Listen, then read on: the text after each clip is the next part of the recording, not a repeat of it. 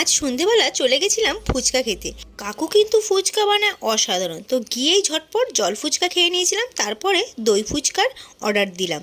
ফুচকার প্লেট সাজানো চলছে, তো আলু দিয়ে ফুচকার প্লেট সাজিয়ে নিল, তারপরে হলো শশা দিল, তারপরে একটা চাট মশলা মতো দিল। চাকদাতে এত জায়গায় ফুচকা খেয়েছি, কিন্তু এই যে কাকু যা সরঞ্জাম বা উপকরণ দেয় না, এটা আমি কোথাও খাইনি।